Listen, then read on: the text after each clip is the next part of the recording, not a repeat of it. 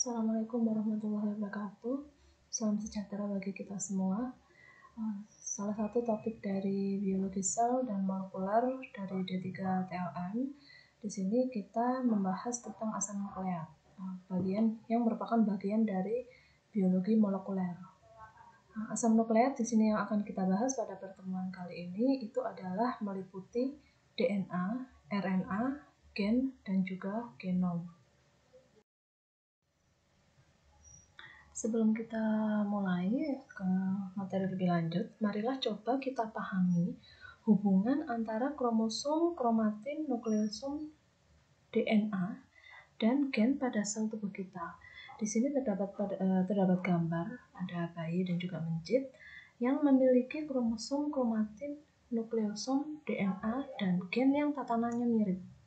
Di mana keduanya ini dapat dilihat mereka memiliki belang putih yang sama yang terdapat di dahinya, yang berarti keduanya memiliki gen kit yang sama-sama mengalami mutasi. Jadi pada kromosom tertentu yang terletak pada dahinya, dia mengalami proses mutasi. Mutasinya di sini adalah yang berhubungan dengan proses pemeliharaan pigmen. Organisme yang berbeda-beda pada kompleksitasnya itu memiliki jumlah kromosom dan gen yang berbeda. Semakin kompleks suatu organisme, semakin banyak kromosom yang dimilikinya. Contohnya, pada katak dia memiliki 26 kromosom atau 13 pasang. Sedangkan pada manusia dia memiliki 46 kromosom atau 23 pasang. Tiap kromosom itu mengandung satu molekul DNA. Jadi setiap satu kromosom itu memiliki satu molekul DNA. Pada manusia itu berukuran sekitar 12 cm.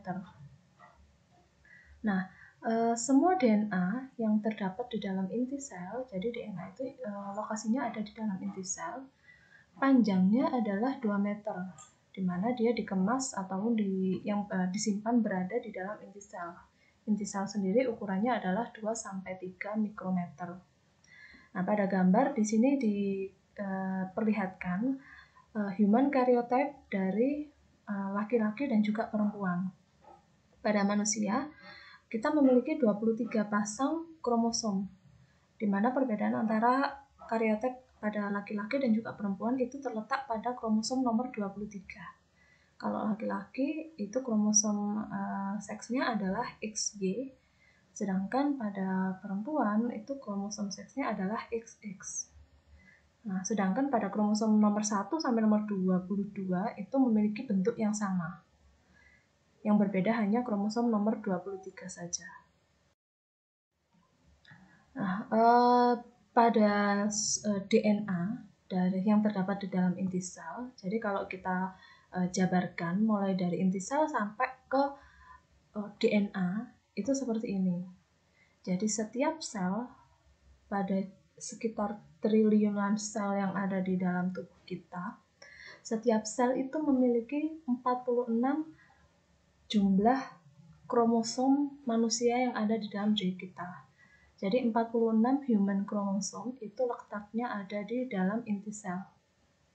Di mana di inti sel tersebut terdapat 46 jenis tersebut tadi. Sedangkan DNA-nya sendiri kalau kita jabarkan, kalau kita panjangkan itu adalah sepanjang 2 meter. Nah, DNA sendiri itu terdiri atas 3 miliar subunit DNA yang terdiri atas basa, adenin, timin, sitosin, dan juga guanin atau ATCG. Nah, kira-kira sekitar 30 gen itu mengkode suatu protein. Nah, jadi maksudnya di sini adalah dari 3 miliar DNA yang memiliki basa ATGC ini, dia dapat mengkode protein-protein tertentu, sekitar 30.000 gen dari 3 miliar DNA tersebut. DNA di dalam setiap sel dikemas sedemikian rupa dengan protein yang disebut protein-protein histon. Jadi kalau kita jabarkan lagi ya, mulai dari kromosom. Nah, ini adalah bentuk kromosom. Kromosom itu terdiri atas suatu komponen yang bertahap sampai kita bisa jabarkan menjadi DNA double helix. Nah, jadi kalau kita urutkan mulai dari yang terkecil sampai bentuk yang terpanjang dan bentuk yang terbesar, DNA itu dia dikemas dalam protein histon. Jadi ada suatu protein yang dapat menggulung ataupun meringkas suatu DNA. Kalau kita lihat pada gambar. Jadi protein histon ini dia menggulung ataupun mengikat dari DNA double helix. Nah, gabungan antara protein histon dan juga DNA double helix itu dinamakan sebagai nukleosom. Nah, nukleosom bergabung menjadi satu, itu yang disebut sebagai kromatin. Jadi rangkaian dari nukleosom itu disebut dengan kromatin. Sedangkan gabungan antara kromatin yang digabung menjadi satu itu dinamakan sebagai kromosom. Nah, ini kalau pada skema kita jabarkan mulai dari yang terkecil sampai yang terbesar. Jadi gen itu adalah struktur yang paling kecil. Gen itu adalah penyusun dari DNA. Gen, kemudian DNA, nukleosom, kromatin, dan kromosom. Nah, sekarang kita harus tahu apa sih perbedaan antara genom dan juga gen. Gen itu apa, genom itu apa. Nah, sekarang kita bahas satu-satu. Kalau genom itu adalah himpunan gen yang lengkap dari suatu organisme yang dapat mengendalikan seluruh metabolisme sehingga organisme tersebut dapat hidup dengan sempurna. Contohnya adalah genom prokariot, genom eukariot, dan lain-lain. Nah, sedangkan kalau pengertian dari gen itu adalah fragmen DNA yang mengkode suatu sifat atau bagian dari genom yang berperan dalam proses ekspresi gen. Nah, pada pengertian yang pertama, kita bisa lihat bahwa gen itu adalah sebagian kecil dari genom. Kalau genom itu adalah sebagian besar, atau istilahnya genom ini lebih mengarah ke kromosom. Sedangkan kalau gen itu adalah bagian terkecil dari genom, di mana bagian terkecil tersebut dia dapat mengkode suatu protein. Dia dapat menghasilkan suatu protein yang mengkode suatu protein tertentu. Fragmen DNA penyandi yang diawali oleh promotor dan diakhiri oleh terminator. Nah, jadi cirinya dari gen tersebut itu adalah dia memiliki promotor pada ujung awal dan terminator pada ujung akhir. Karena fungsinya nanti adalah untuk ekspresi gen. Contohnya adalah gen penyandi enzim amilase, gen penyandi protein kolagen, dan lain-lain. Jadi dalam suatu genom yang tadi panjangnya sekitar 2 meteran situ, pada suatu kromosom tersebut, pada suatu genom itu memiliki gen-gen penyandi protein tertentu. Seperti dalam kromosom tersebut ternyata ada gen penyandi enzim amilase. Berarti di situ enzim amilase bisa dihasilkan pada fragmen DNA yang menyandi gen amilase tersebut. Nah, ini mungkin bisa diilustrasikan pada gambar. Jadi ini ada gambar sel, kemudian di dalam inti sel itu terdapat sebuah genom. Jadi genom itu adalah kumpulan dari kromosom. Kalau manusia, genomnya itu adalah berjumlah 23 pasang itu tadi. Nah, itu adalah genom. Nah, genom itu adalah nama dari sekumpulan kromosom. Kromosom itu adalah nama dari satu jenis atau satu pasang gambar yang ada di sini. Nah, kromosom, di dalam kromosom kalau kita jabarkan, itu ada yang dinamakan sebagai gen. Nah, gen itu hanyalah fragmen-fragmen tertentu, tidak semua. Jadi, di dalam kromosom tidak semua berperan sebagai gen. Karena gen itu adalah fragmen DNA yang mengkode protein saja, yang dapat menghasilkan suatu protein saja. Tetapi di dalam kromosom tidak semua gen dapat memproduksi protein. Selanjutnya, mari kita bandingkan antara bentuk sel dari sel prokariotik dan juga sel eukariot. Kalau kita flashback di pelajaran SMA. Jadi perbedaan antara prokaryotik sel dan juga eukaryotik sel itu terletak pada yang pertama adalah pada bentuknya. Kemudian yang kedua adalah ada atau tidaknya inti sel. Pada prokaryotik sel, DNA dari nukleot atau kromosomnya itu terletak di dalam sitoplasma yang tidak dilindungi oleh membran sel. Nah, jadi dia hanya ada di dalam dari sebuah bakteri atau dari sebuah sel. Sedangkan kalau eukaryotik sel itu materi genetik ataupun DNA kromosom itu terdapat dalam sebuah membran yang dilindungi oleh membran inti plasma. Jadi dia ada di tengah, di dalam nukleus. Nah, kemudian perbedaan yang kedua lagi itu kalau pada kita manusia itu jenis sel yang ada di dalam tubuh kita itu adalah jenis eukaryotik sel. Sedangkan prokaryotik sel ini lebih ke bakteri, seperti bentuk dari bakteri. Nah, selain itu, pada inti sel yang terdapat kromosom dan juga DNA juga ditemukan di dalam pada bagian-bagian lain dari sel. Jadi, selain ditemukan dalam inti sel, DNA juga dapat ditemukan dalam plasmid ataupun juga dalam mitokondria. Jadi pada mitokondria yang ada di dalam sel eukaryotik ada organel yang bernama mitokondria. Mitokondria ini adalah fungsinya nanti untuk proses respirasi dan juga metabolisme sel. Nah, di dalam mitokondria, di dalam membran dalamnya itu terdapat DNA mitokondria, di mana cirinya di sini bentuk dari DNA-nya adalah seperti cincin melingkar. Ini yang dinamakan sebagai mitokondrial DNA. Dia lokasinya ada di mitokondria di membran dalam. Sedangkan DNA plasmid secara bentuknya itu sama seperti DNA mitokondria. Dia bentuknya adalah sirkuler, melingkar. Tetapi dia terdapat di sitoplasma. Karena DNA plasmid ini banyak dijumpai di prokaryotik sel, bukan di eukaryotik sel. Sekarang kita masuk ke asam nukleat. Jadi asam nukleat di sini itu adalah salah satu dari beberapa makromolekul yang ada di dalam tubuh. Jadi kalau kita tahu ya, makromolekul itu jenisnya ada banyak. Ada lemak, protein, dan juga karbohidrat. Nah, asam nukleat di sini juga merupakan suatu makromolekul.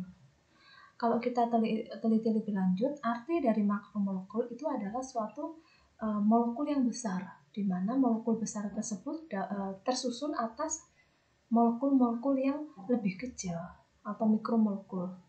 Nah, seperti makromolekul lainnya, kayak karbohidrat, dia disusun atas glukosa, kemudian protein, dia disusun atas asam-asam amino, kemudian lemak, dia disusun atas asam lemak dan juga gliserol.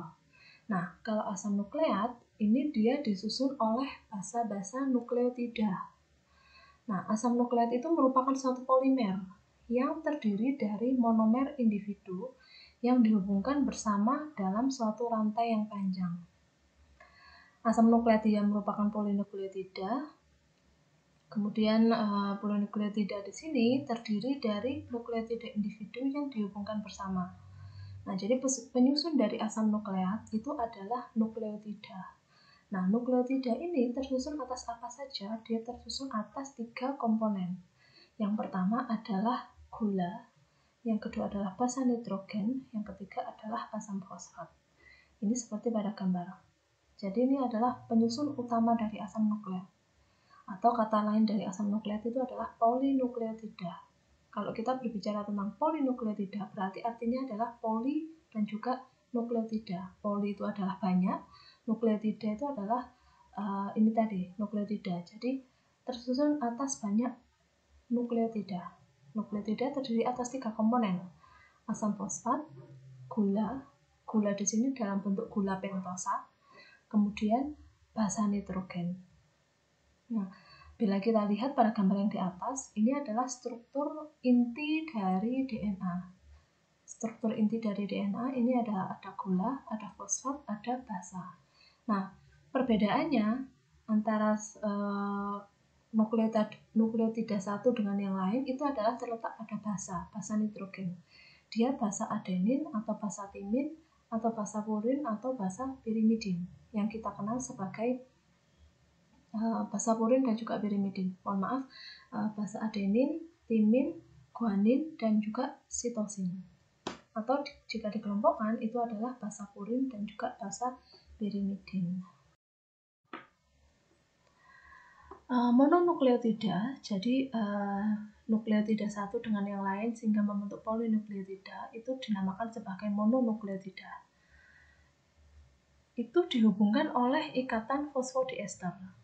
Nah, jadi ikatan fosfodiester ini berarti ikatan yang terjadi pada gugus fosfat pada nukleotida tersebut. Nah, ikatan tersebut itu terbentuk antara gugus PO4 atau pada gugus fosfat dari atom C nomor 5 pada gula pentosa dari nukleotida 1 dengan gugus OH pada atom C3 dari gula pentosa dari nukleotida yang lain. Nah, jika kita perlihatkan pada molekul nukleotida, ini adalah ikatan fosfodiester itu terbentuk antara PO4 dari C5 pada gula. Nah, ini adalah C nomor 5 dengan gugus OH pada C3. Nah, ini adalah yang dinamakan sebagai ikatan fosfodiester. Nah, untuk menggambarkan ilustrasi rantai polinukleotida itu bisa saya gambarkan pada skema yang ada di bawah. Jadi yang dimaksudkan dengan polinukleotida itu adalah gabungan antara mononukleotida satu dengan mononukleotida yang lain sehingga membentuk poli. Di mana mononukleotida itu terdiri atas basa, gula, dan juga fosfat. Nah, ini jika kita bandingkan menjadi dua ya, asam nukleat itu kan dibagi menjadi dua, yaitu DNA dan juga RNA.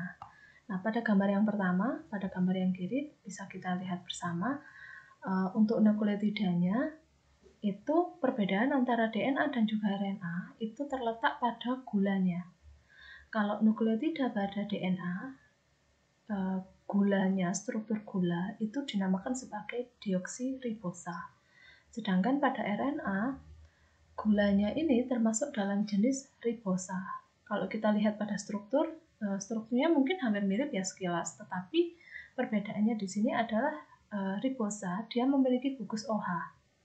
Sedangkan DNA pada deoksiribosa itu dia pada C nomor 2 tidak memiliki gugus OH, tapi dia di sini adalah hidrogen. Nah, selain nukleotida, perbedaan antara DNA dan juga RNA yang kedua adalah basa. Pada basa pirimidin DNA dia adalah timin, sedangkan pada RNA pirimidinnya diganti menjadi urasil. Sedangkan basa yang lainnya sama. Ada adenin, guanin, dan sitosin. Pada RNA juga sama, adenin, guanin, sitosin. Cuman perbedaannya timin diganti menjadi urasil. Sedangkan untuk polinukleotidanya, kalau dilihat dari struktur polinukleotida, kalau DNA ini adalah double helix. Double helix di sini adalah untai ganda. Kalau RNA dia adalah untai tunggal atau single strand atau single helix. Nah, ini kalau perbedaan lain dari DNA dan juga RNA.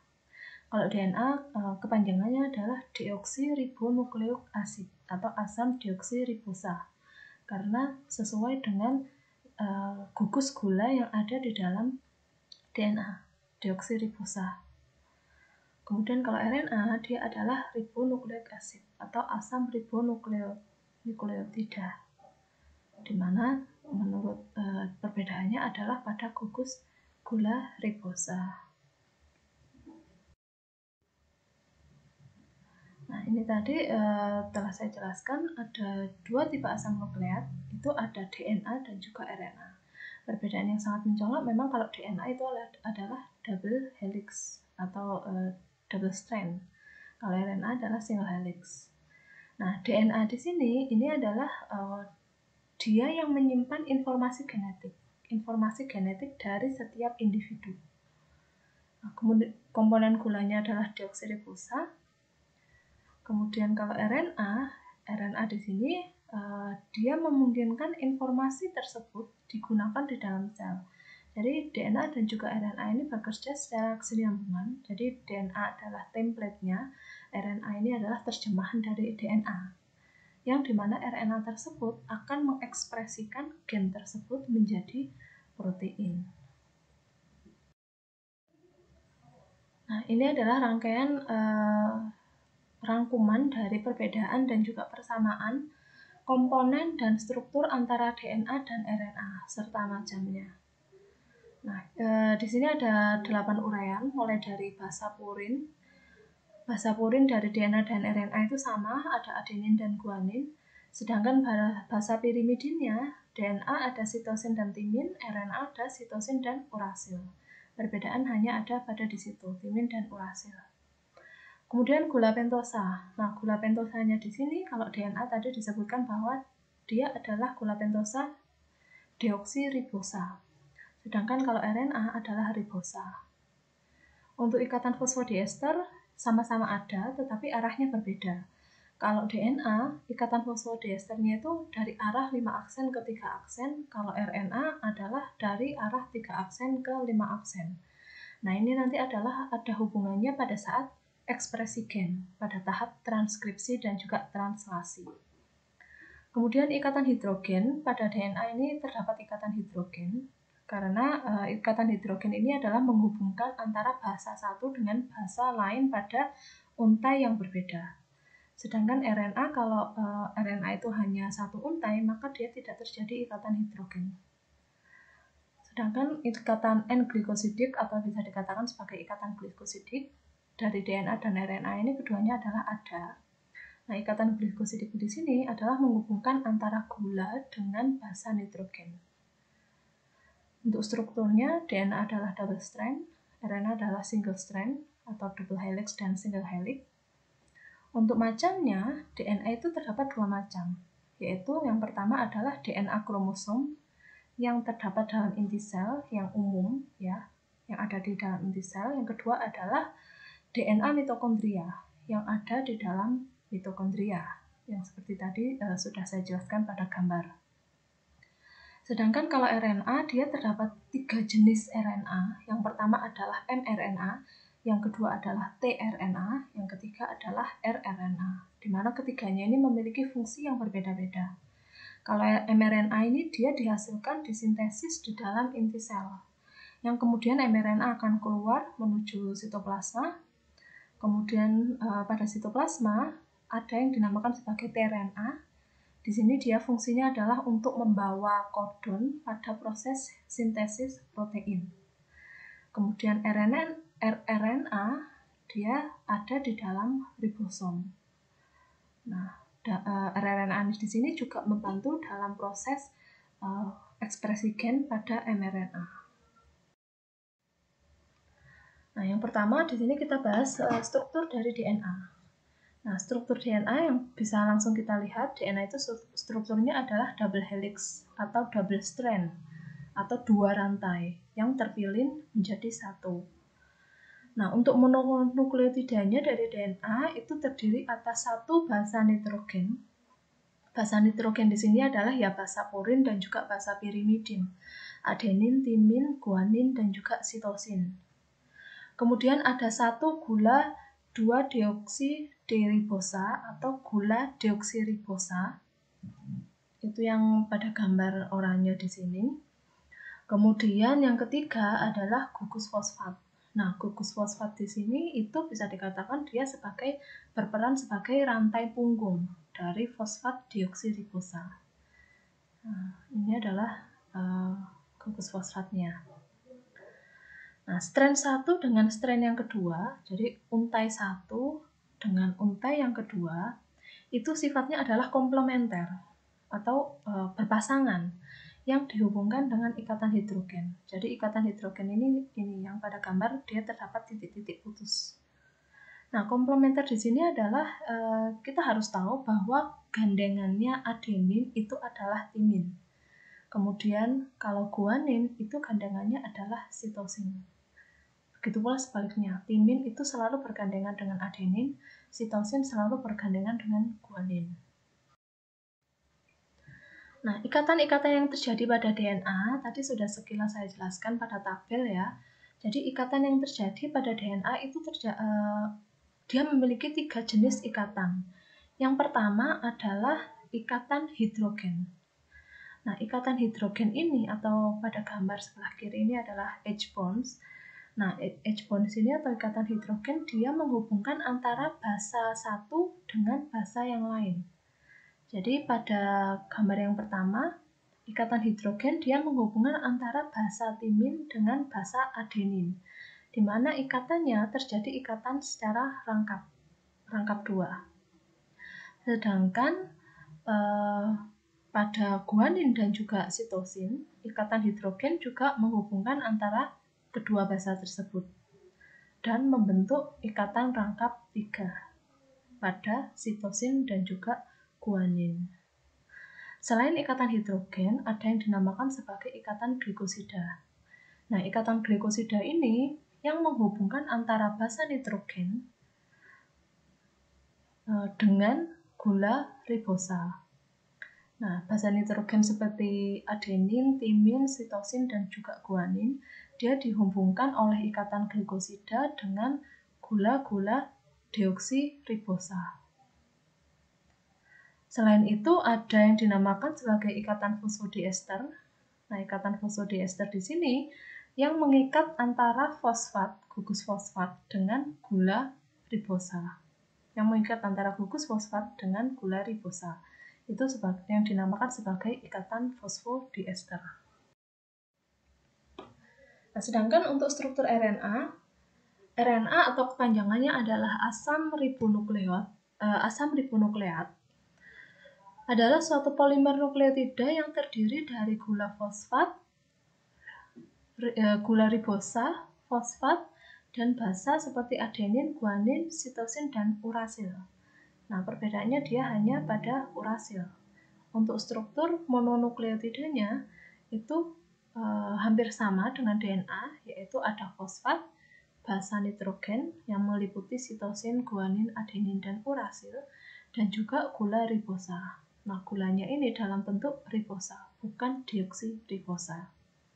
Di mana strukturnya ini pada C nomor 2, yang pada deoksiribosa adalah hidrogen. Kalau pada ribosa, C nomor 2-nya ini adalah OH atau hidroksi. Molekul primer yang penting dalam berbagai peran biologis dalam pengkodean, penguraian kode, regulasi, dan ekspresi gen. Jadi dia merupakan suatu molekul yang penting ya untuk proses regulasi gen, proses ekspresi gen, menghasilkan suatu protein. Kemudian dia mengkode suatu protein, dia mengkode gen. Strukturnya adalah single strand helix, memiliki ujung 5 aksen, gugus fosfat, ujung 3 aksen, gugus hidroksil. Terdiri dari ribonukleotida. Ribonukleotida dihubungkan bersama oleh ikatan 3 aksen menuju 5 aksen fosfodiester. Jadi ikatan fosfodiesternya adalah dari arah 3 aksen ke 5 aksen. Untuk macam-macam RNA, jadi RNA itu dibagi menjadi 3 macam. Yang pertama adalah mRNA atau messenger RNA. Yang kedua adalah ribosomal RNA atau rRNA. Yang ketiga adalah transfer RNA atau tRNA. Nah, perbedaan antara ketiga ini apa? Mari kita bahas satu persatu. Yang pertama adalah messenger RNA atau mRNA. Jadi mRNA di sini dia dikatakan menyumbang sekitar 5% dari total RNA yang terdapat di dalam sel. Jadi dia jumlahnya hanya sekitar 5%. Nah, sesuai dengan namanya, messenger RNA, messenger ya, pesan. Jadi dia membawa kode genetik atau membawa pesan genetik yang dihasilkan dari DNA untuk dihasilkan protein. Jadi mRNA itu membawa kode genetik atau informasi genetik yang disalin dari DNA. Jadi pada inti sel DNA, kemudian RNA akan menyalin kode genetik tersebut sehingga pada sitoplasma dia akan melakukan proses transkripsi dan juga translasi dari sintesis protein sehingga akan menghasilkan suatu protein yang baru.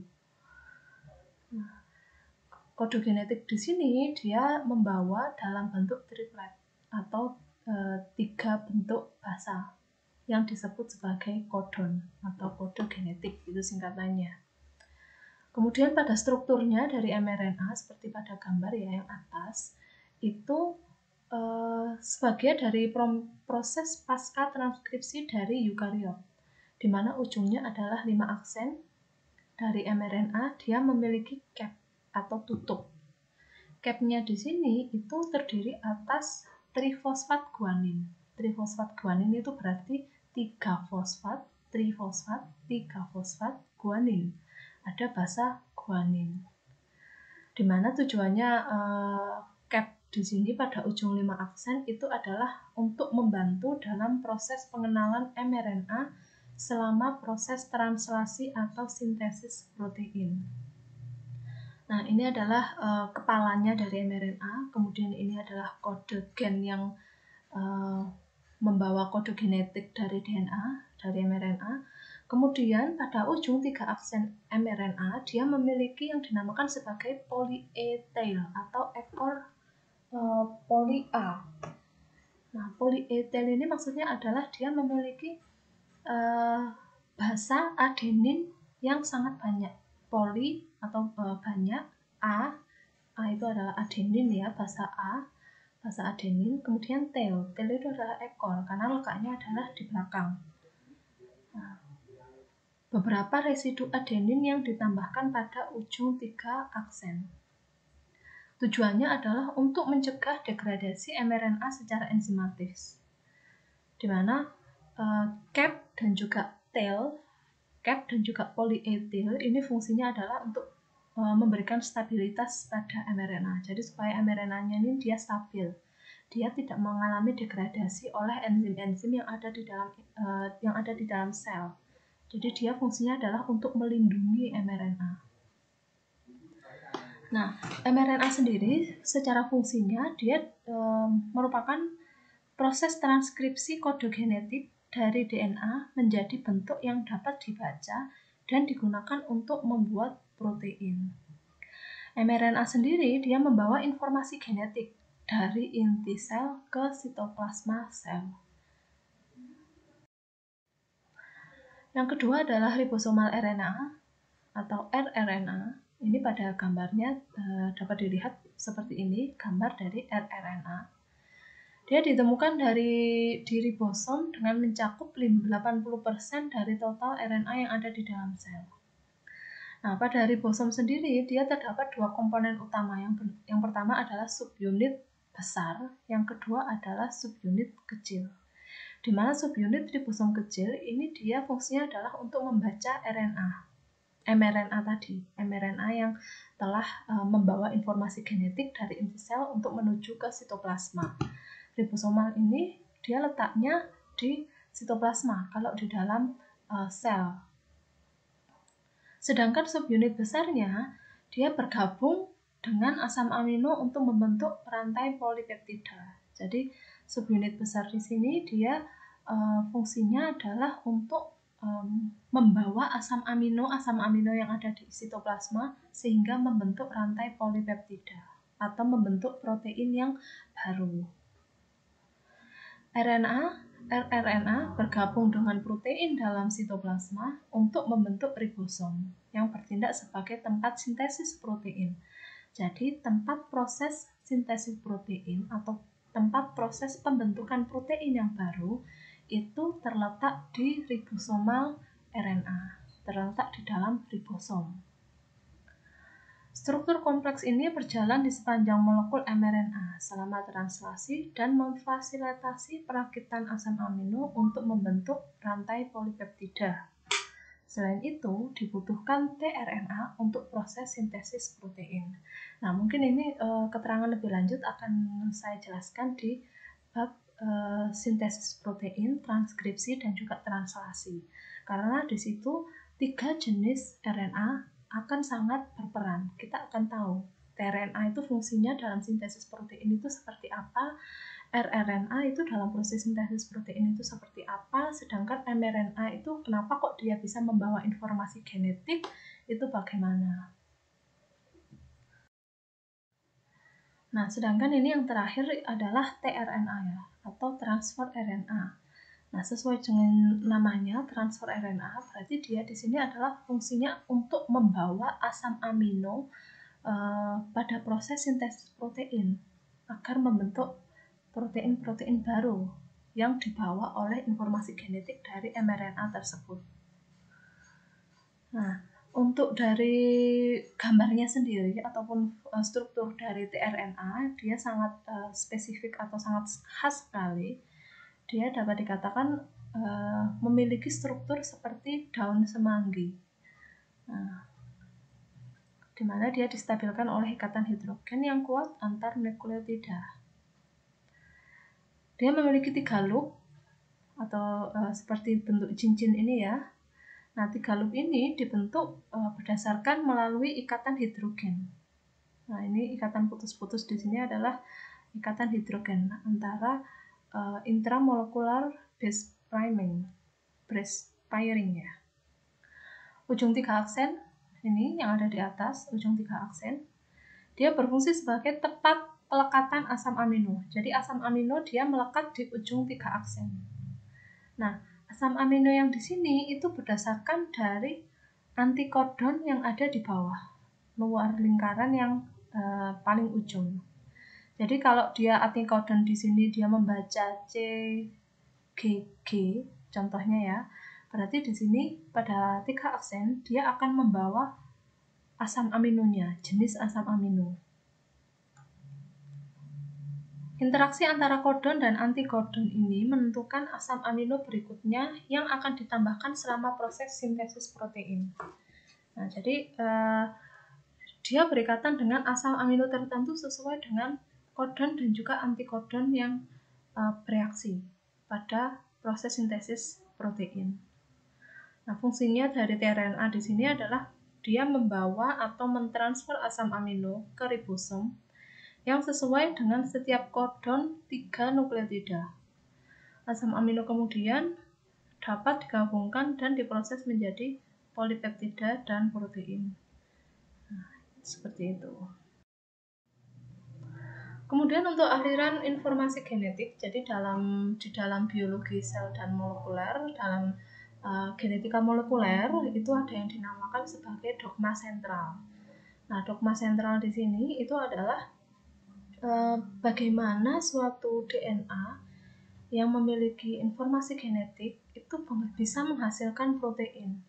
Kita tahu di dalam tubuh kita itu terdiri atas ribuan jenis protein penyusun dari tubuh kita. Ada protein kolagen, protein keratin, kemudian ada enzim, hormon, kemudian hemoglobin dan lain-lain, di mana semuanya itu adalah protein. Nah, bagaimana mereka bisa dihasilkan? Mereka bisa dihasilkan karena setiap sel membawa informasi genetik dari masing-masing protein tersebut. Nah, fungsi dari DNA sendiri, dia adalah menyimpan informasi genetik. Nah, sedangkan RNA itu adalah fungsinya untuk membaca informasi tersebut, kemudian menerjemahkan informasi genetik tersebut ke dalam suatu asam amino, dan menggunakan informasi dari DNA tersebut untuk membuat protein. Nah, itu adalah fungsi dari RNA. Kalau kita lihat pada skema, jadi DNA mengalami proses replikasi. Replikasi di sini adalah bereplika, memperbanyak diri. Nah, DNA bereplikasi, kemudian akan melakukan proses transkripsi dari DNA ke RNA. Setelah melakukan proses transkripsi atau penterjemahan